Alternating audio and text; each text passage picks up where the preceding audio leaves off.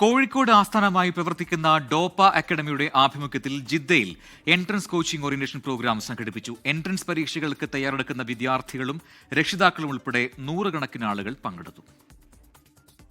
Medical, engineering entrance പരീക്ഷകൾക്ക് തയ്യാറെടുക്കുന്ന പ്രവാസി വിദ്യാർത്ഥികൾക്ക് മാർഗനിർദ്ദേശം നൽകുന്നതിനാണ് ഡോപ്പ അക്കാദമിയുടെ ആഭിമുഖ്യത്തിൽ ജിദ്ദയിൽ എൻട്രൻസ് കോച്ചിംഗ് ഓറിയന്റേഷൻ പ്രോഗ്രാം സംഘടിപ്പിച്ചത്. എൻട്രൻസ് പരീക്ഷകൾക്ക് തയ്യാറെടുക്കുന്ന നിരവധി വിദ്യാർത്ഥികളും രക്ഷിതാക്കളും പരിപാടിയിൽ പങ്കെടുത്തു. വിവിധ സെഷനുകളിൽ ഡയറക്ടർമാരായ അഫ്സൽ സഫ്വാൻ, ഡോക്ടർ ആസിഫ്, ഡോക്ടർ ജംഷിദ് അഹമ്മദ് തുടങ്ങിയവർ ക്ലാസുകളെടുത്തു. ഡോപ്പ ഇന്റഗ്രേറ്റഡ് സ്കൂളിന് കീഴിൽ GCCയിലെ വിദ്യാർത്ഥികൾക്കായി പ്രത്യേക ബാച്ച് പരിപാടിയിൽ ലോഞ്ച് ചെയ്തു. ഗൾഫ് രാജ്യങ്ങളിലെ വിദ്യാർത്ഥികൾക്കായി പ്രത്യേക അഭിരുചി ടെസ്റ്റ് നടത്തുമെന്ന് ഡോക്ടർ ആസിഫ് പറഞ്ഞു.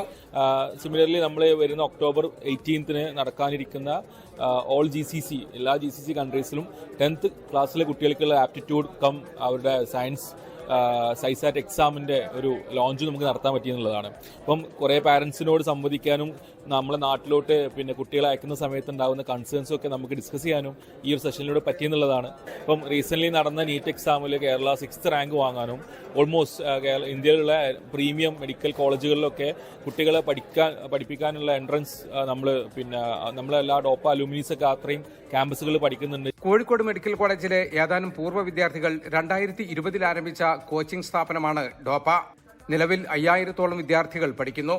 10ാം ക്ലാസ് പഠനം പൂർത്തിയാക്കിയ വിദ്യാർത്ഥികൾക്ക് +2വിനോടൊപ്പം മെഡിക്കൽ, എഞ്ചിനീയറിംഗ് കോച്ചിങ്ങും റിപ്പീറ്റ് പ്രോഗ്രാമും ഡോപ്പ നടത്തിവരുന്നു.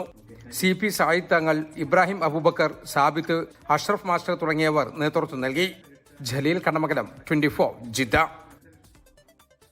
ലോകത്തെവിടെയായാലും ഏത് സമയത്തും 24 വാർത്തകളും ഓഗ്മെന്റഡ് റിയാലിറ്റി പാക്കേജുകളും എക്സ്പ്ലെയിനറുകളും വിശദമായി കാണാൻ ഞങ്ങളുടെ YouTube ചാനൽ നിങ്ങൾക്ക് സബ്സ്ക്രൈബ് ചെയ്യാം.